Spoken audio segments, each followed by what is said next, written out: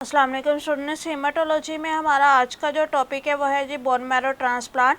Bone marrow transplant के अंदर basically हम ये देखेंगे कि बोन मैरो ट्रांसप्लांट होता क्या है, इसकी हिस्ट्री कैसे है, जो स्टेम सेल्स कैसे हैं, इसको इंडिकेट कैसे करते हैं, प्रोसीजर क्या है, इसकी टाइप्स क्या है, देन इनके जो है वो एडवर्स इफेक्ट क्या है, रिजेक्शन अगर हो जाती है या फिर बोन मैरो ट्रांसप्लांट के बाद जो केयर करनी होती है उनसे पहले पोस्ट केयर और जो है वो प्री केयर क्या होती है इसकी, ये सारा जो है वो हम आज के लेक्चर में डिस्कस करेंगे।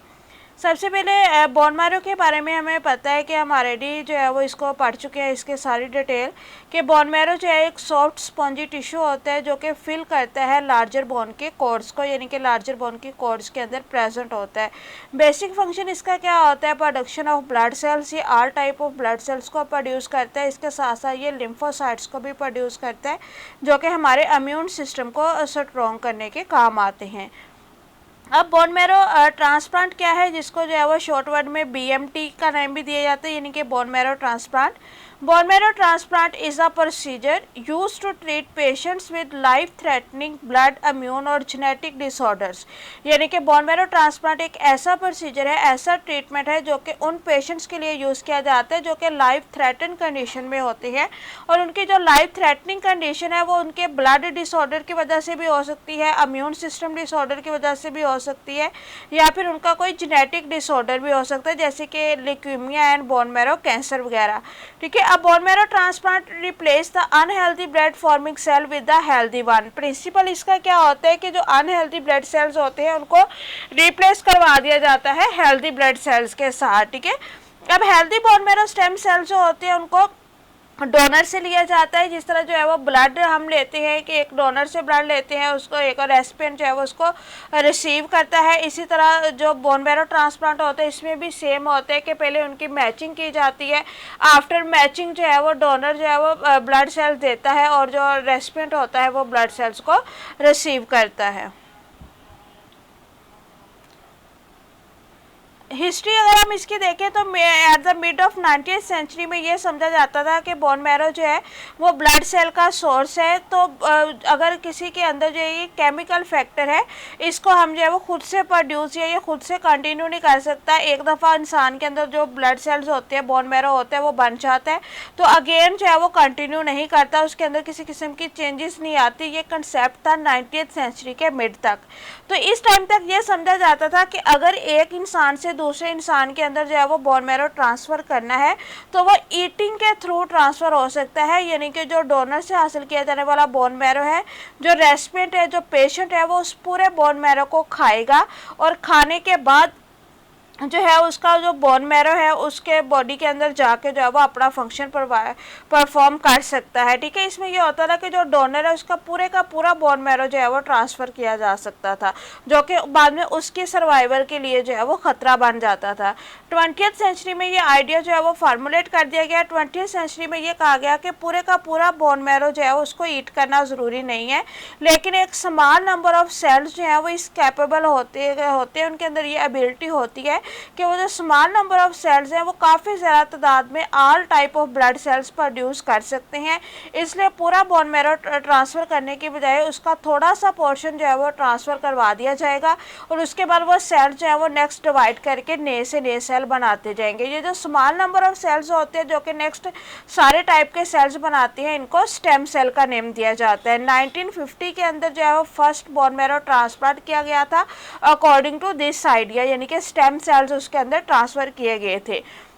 इस टाइम जो है वो almost 200 bone marrow transplant centre जो है वो पूरी दुनिया के अंदर मौजूद हैं। यहाँ पे इसी आइडिया के अकॉर्डिंग जो है वो बोन मैरो ट्रांसप्लांट किया जाता है। अब स्टेम सेल्स क्या होती हैं? स्टेम सेल्स जो है वो इमेच्योर सेल्स होती हैं in the bone marrow that give rise to are your blood cells, यानी कि स्टेम सेल जो होते हैं ये सेल्फ रिन्यूअल सेल्स होते हैं। इनके अंदर ये एबिलिटी होती है कि ये अपनी ही टाइप भी प्रोड्यूस कर सकते हैं और किसी नई टाइप के अंदर भी चेंज हो जाते हैं, यानी कि स्टेम सेल से स्टेम सेल भी बन सकता है और स्टेम सेल से जो है वो next all type of blood cells भी प्रोड्यूस हो सकते हैं। स्टेम सेल के सोर्सेज क्या होते हैं ट्रांसप्लांट करने के लिए? स्टेम सेल्स कहाँ से लिए जाते हैं? ये 3 सोर्सेज होते हैं बॉडी के लिए स्टेम सेल्स को। पेरिफेरल ब्लड से लिया जा सकता है, बोन मैरो से लिया जा सकता है, या फिर अम्बेलिकल कॉर्ड से लिया जा सकता है। तीनों स्रोतों से लिए गए जो स्टेम सेल्स होते हैं वो ट्रांसप्लांट के बाद सेम फंक्शन परफॉर्म करेंगे। अब है कि कौन कौन सी कंडीशन है जिसके अंदर जो है वो हमें बोन मैरो ट्रांसप्लांट करना ज़रूरी होता है। ठीक है, बोन मैरो ट्रांसप्लांट करना तब ज़रूरी होता है जब किसी भी टाइप का कैंसर हो, जैसे कि अगर ल्यूकीमिया है या कीमोथेरेपी जो है उसकी वजह से वाइट ब्लड सेल्स किल हो गए हों या white blood cells proper grow ना कर रहे हों, तो उस सूरत में बोन मैरो ट्रांसप्लांट किया जाता है। उसके बाद जो बोन मैरो ट्रांसप्लांट होता है वो किसी भी जेनेटिक डिसऑर्डर की वजह से किया जाता है, यानी कि विरासती तौर पर कोई इस तरह की बीमारी है या इस तरह का कोई मसला है कि जो ब्लड सेल है वो सही से प्रोड्यूस नहीं होते या वो सही से ग्रो नहीं करते नॉर्मल तरीके से, तो उस सूरत में बोन मैरो ट्रांसप्लांट किया जाता है। थर्ड है कि अगर कोई ऑर्गन ट्रांसप्लांट किया गया है और ऑर्गन ट्रांसप्लांट करने के बाद बॉडी जो है वो उसको रिजेक्ट करी जा रही है, यानी कि हमारा जो ब्लड है वो उसको एक्सेप्ट नहीं कर रहा, तो उस सूरत में भी बोन मैरो ट्रांसप्लांट करवा दिया जाता है उस ऑर्गन के ब्लड के अकॉर्डिंग, ताकि जो बॉडी है वो उसको एक्सेप्ट कर ले। ठीक है, इसके अलावा बोन मैरो जो है वो डोनर से मतलब बोन मैरो जो है वो सेम डोनर से लिया जाता है, उसी से लिया जाता है जिससे जो है वो ऑर्गन लिया हो, क्योंकि उसकी बॉडी के अंदर साथ वो एडजस्टेड होता है, तो इसलिए जब उसकी बॉडी के साथ एडजस्टेड होगा तो नेक्स्ट पर्सन के अंदर जाके भी वो उसको एक्सेप्ट कर लेते हैं। इस तरह ऑर्गन ट्रांसप्लांटेशन के बाद भी अक्सर जो है वो बोन मैरो ट्रांसप्लांट किया जाता है इन केस ऑफ रिजेक्शन। अब इंडिकेशंस क्या होती हैं बोन मैरो ट्रांसप्लांट की कि बोन मैरो ट्रांसप्लांट करवाना ज़रूरी हो गया है, ये किस तरह से पता चलेगा? नंबर ऑफ़ कंडीशंस होती हैं, कुछ जो है वो कैंसेरियस कंडीशन होती हैं और कुछ नॉन कैंसेरियस कंडीशन होती हैं।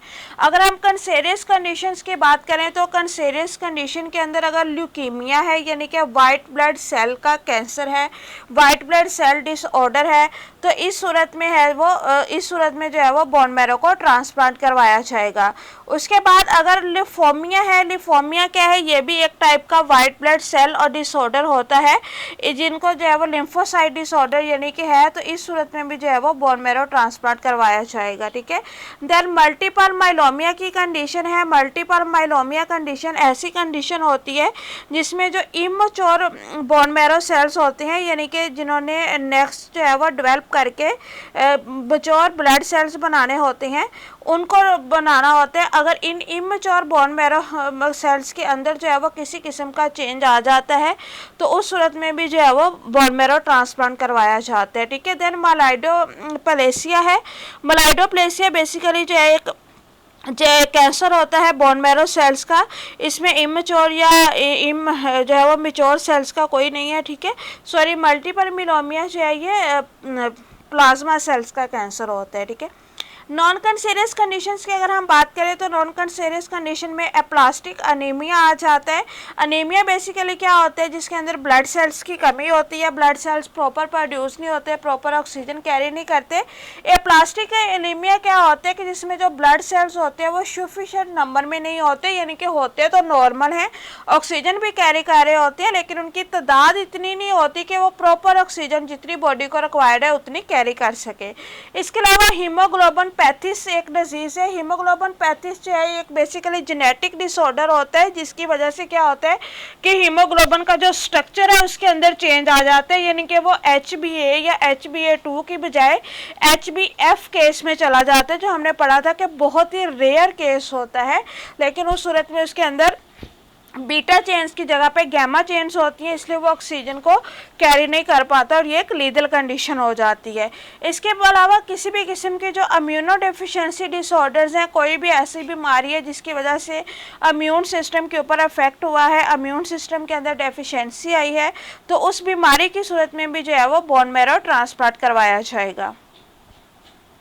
अब pre bone marrow transplantation procedure क्या होता है, यानी कि बोन मैरो ट्रांसप्लांटेशन स्टार्ट करना है तो उससे पहले कौन कौन से फैक्टर्स हैं। ठीक है, सबसे पहले ये है कि जो पेशेंट्स हैं उस पे ये डिपेंड करता है, और ये डिपेंड करता है उसके कैंसर के टाइप पे कि पेशेंट का अपना इम्यून सिस्टम क्या है और उसको जो कैंसर है या उसको नॉन कैंसरियस बीमारी है जिसकी वजह से ट्रांसप्लांट करना है वो किस स्टेज पे है और किस तरह का ट्रांसप्लांट किया जाए। ये जो प्रोग्राम है ये मेडिकल सेंटर के ज़रिए बाकायदा ये इसका ट्रीटमेंट करवाया जाता है और ये क्लिनिकल ट्रायल प्रोटोकॉल होता है, यानी कि अगर पेशेंट जो है वो